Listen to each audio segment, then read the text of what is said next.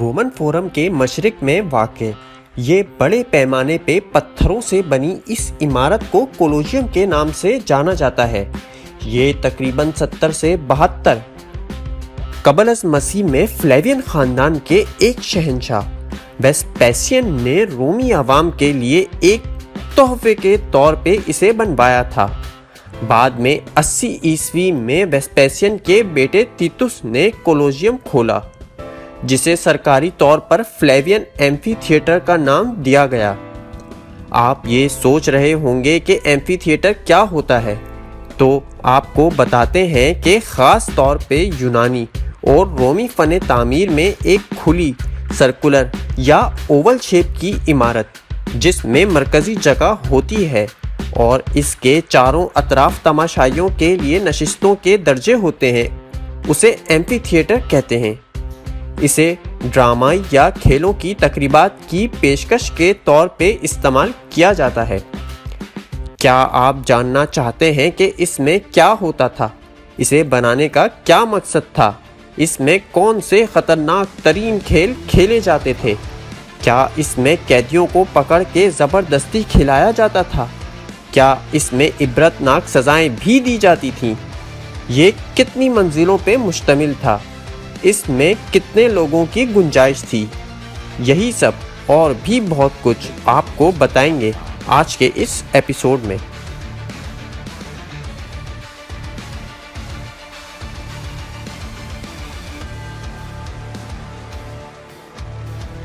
میں ہوں آپ کا ہوسٹ محمد بن سہیل اور ہم آپ کو دکھا رہے ہیں ہسٹری ریکارڈز کی mini series history of 7 wonders کا ایپیسوڈ 2۔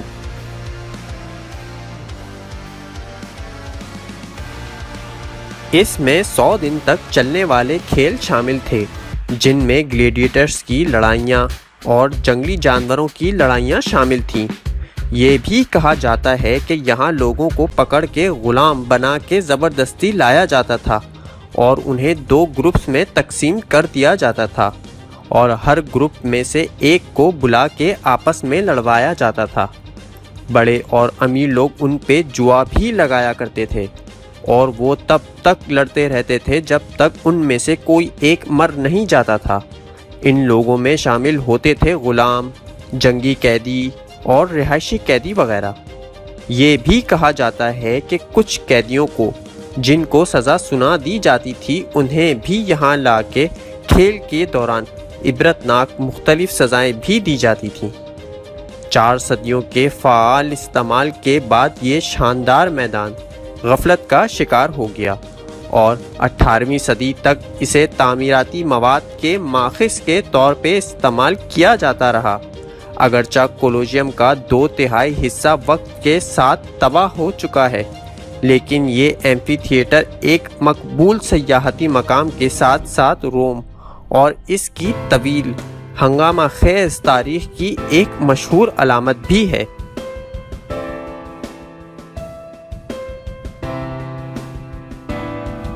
رومی شہنشاہ نیرو نے 68 صدی عیسوی میں اپنی جان خود لے لی تھی۔ اس کی بد نظمی اور زیادتیوں نے خانہ جنگیوں کے سلسلے کو ہوا دی۔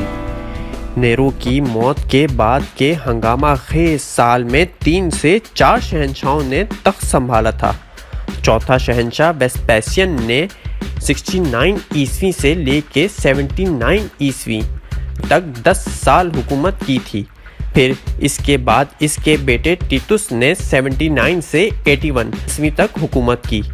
70 سے 72 عیسوی کے آس پاس ویسپیسین شہر کے مرکز میں ایک سرسبز زمین پہ رومی لوگوں کے پاس واپس آیا، جہاں اس کے والد نیرو نے 64 عیسوی میں روم میں لگنے والی ایک عظیم آگ کے بھڑکنے کے بعد اپنے لیے ایک بہت بڑا گولڈن پیلس یعنی سنہرا محل تعمیر کیا تھا۔ ویسپیسین نے حکم دیا کہ اس محل کی جگہ پر ایک نیا ایمفی تھیٹر تعمیر کیا جائے گا، جہاں عوام گلیڈیٹرز کی جنگ اور تفریح کی دیگر اقسام سے لطف اندوز ہو سکیں گے۔ کیا آپ جانتے ہیں ماہرین آثار قدیمہ کا خیال ہے کہ کولوسیم میں پینے کے پانی کے فوارے اور ٹوائلٹس بھی تھے۔ تقریباً ایک دہائی کی تعمیر کے بعد اس طرح کے عظیم پیمانے کے منصوبے کو ویسپیشین کے بیٹے ٹیٹس نے 80 عیسوی میں باضابطہ طور پہ 100 دن کے کھیلوں اور دیگر تہواروں کے لیے وقف کیا۔ رومیوں کے بہت زیادہ پسند کیے جانے والے حکمران ٹیٹس نے 69 عیسوی میں روم میں ویسو وائرس نامی وبا کے پھوٹنے کے بعد بحالی کی کوششوں سے نمٹنے کے ساتھ ساتھ اپنے لوگوں کی عقیدت بھی حاصل کر لی تھی۔ اس وبا نے ہرکیولینیم اور پومپئی کے قصبوں کو تباہ کر کے رکھ دیا تھا۔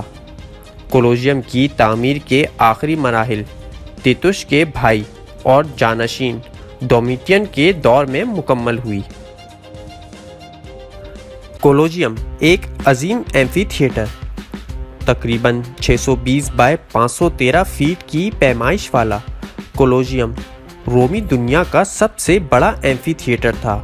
اس سے پہلے کے بہت سے ایمفی تھیٹرز کے برعکس جو مناسب مدد فراہم کرنے کے لیے پہاڑیوں میں کھودے گئے تھے، کولوسیم پتھروں اور کنکریٹ سے بنا ایک بہت بڑا اسٹرکچر تھا۔ مخصوص بیرونی حصے میں محراب دار داخلی راستوں کی 3 منزلیں تھیں۔ ہر ایک منزل پہ تقریباً 80 سے زائد نیم گول یعنی سیمی سرکولر کالمز تھے۔ ہر منزل میں ایک مختلف ترتیب یا انداز کے کالم ہوتے تھے۔ سب سے نیچے نسبتاً سادہ ڈورک آرڈر کے کالم تھے۔ اس کے بعد سب سے اوپر آرائشی کورنتھین آرڈر کے کالم تھے۔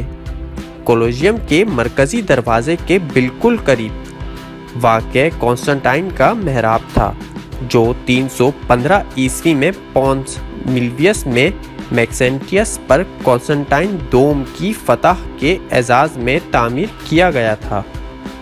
کولوسیم کے اندر تقریباً 50,000 سے زائد تماشائیوں کے بیٹھنے کی جگہ تھی، جو سماجی درجہ بندی کے مطابق ترتیب دیے گئے تھے۔ دیگر رومی ایمفی تھیٹرز میں بیٹھنے کے شواہد سے اندازہ لگاتے ہوئے سامعین کو گرم دھوپ اور سورج سے بچانے کے لیے سب سے اوپری منزل سے اوننگز یعنی بڑے کورس لگائے ہوں گے جب وہ گلیڈیٹرز کے مقابلے، شکار، جنگلی جانوروں کی لڑائیاں اور اسی طرح کے بڑے بڑے مقابلے دیکھ رہے تھے۔ قدیم روم میں کولوسیم سامعین کے سامنے لڑنے والے جنگجوؤں کی بڑی اکثریت مرد تھے، اگرچہ کچھ خواتین بھی تھیں۔ گلیڈیٹرز عام طور پہ غلام ہوتے تھے، مجرموں یا جنگی قیدیوں کی مذمت کرتے تھے۔ صدیوں پرانا کولوسیم کولوسیم نے تقریباً 4 صدیوں تک فعال استعمال دیکھا، یہاں تک کہ مغربی رومی سلطنت کی جدوجہد اور عوامی ذائقوں میں بتدریج تبدیلی نے 6 صدی عیسوی تک گلیڈیٹرز کی جنگوں اور دیگر بڑی عوامی تفریحات کا خاتمہ کر دیا۔ اس وقت تک بجلی اور زلزلے جیسی قدرتی آفات کی وجہ سے اکھاڑے کو نقصان پہنچا تھا۔ آنے والی صدیوں میں کولوسیم کو مکمل طور پہ ترک کر دیا گیا اور گرجا گھروں سمیت متعدد تعمیراتی منصوبوں کے لیے کھدائی کے طور پہ استعمال کیا جانے لگا، جیسے کہ سینٹ پیٹرز اور سینٹ جان لیٹرن اور دریائے تبر کے کنارے دفاعی قلعے وغیرہ۔ تاہم 18ویں صدی سے شروع ہونے والے مختلف پوپس نے اس میدان کو ایک مقدس عیسائی مقام کے طور پر محفوظ کرنے کی کوشش کی، اگرچہ یہ حقیقت میں غیر یقینی ہے کہ آیا ابتدائی عیسائی شہیدوں نے کولوسیم میں اپنی قسمت کا سامنا کیا تھا، جیسا کہ قیاس کیا گیا ہے۔ 20ویں صدی تک موسم، قدرتی آفات، غفلت اور توڑ پھوڑ نے اصل کولوسیم کا تقریباً 2/3 حصہ تباہ کر دیا تھا، جس میں اکھاڑے کی سنگ مرمر کی تمام نشستیں اور اس کے آرائشی عناصر شامل تھے۔ بحالی کی کوششیں 1990 کی دہائی میں شروع ہوئیں اور گزشتہ برسوں میں آگے بڑھی ہیں، کیونکہ کولوسیم دنیا بھر کے سیاحوں کے لیے ایک اہم پرکشش تاریخی مقام ہے۔ آپ نے یقیناً بڑے پہاڑ اور چٹانیں تو دیکھی ہوں گی، لیکن سائنس نے اتنی ترقی کر لی ہے کہ ان بلند پہاڑوں اور چٹانوں کو بھی کاٹ کے راستے بنا لیتے ہیں، اور ان مشینریز کے ساتھ بھی انہیں کافی وقت لگ جاتا ہے۔ لیکن اگر ہم آپ سے کہیں کہ 2500 سال سے بھی پہلے ایک ایسی بھی قوم گزری ہے جو اپنے ہاتھوں سے پہاڑوں، چٹانوں کو تراش کے اپنے لیے گھر بنایا کرتے تھے، نہ صرف گھر، وہ محل جیسے دکھنے والے گھر اپنے ہاتھوں سے تراش کے بنایا کرتے تھے، اور ان کے تراشے ہوئے وہ تاریخی پہاڑ آج بھی اپنی پرانی حالت میں ہی قائم ہیں۔ ان لوگوں نے ایک خشک صحرا اور ویران چٹانوں کو تراش کے ایک جدید شہر بنا لیا تھا۔ وہ کون لوگ تھے؟ آخر ان کا بنایا ہوا عظیم شہر ایک کھنڈر میں کیسے بدل گیا؟ کیا 2500 سال پہلے کا ان کا بنایا ہوا اتنا جدید پانی کا نظام آج کے دور میں استعمال ہوتا ہے؟ اس عظیم شہر کی مکمل تاریخ کو جاننے کے لیے آپ کو ہمارا چینل سبسکرائب کرنا ہوگا اور بیل آئیکن پہ بھی کلک کرنا ہوگا، کیونکہ وہ ہم آپ کو ہسٹری آف 7 ونڈرز کے ایپیسوڈ 3 میں بتائیں گے۔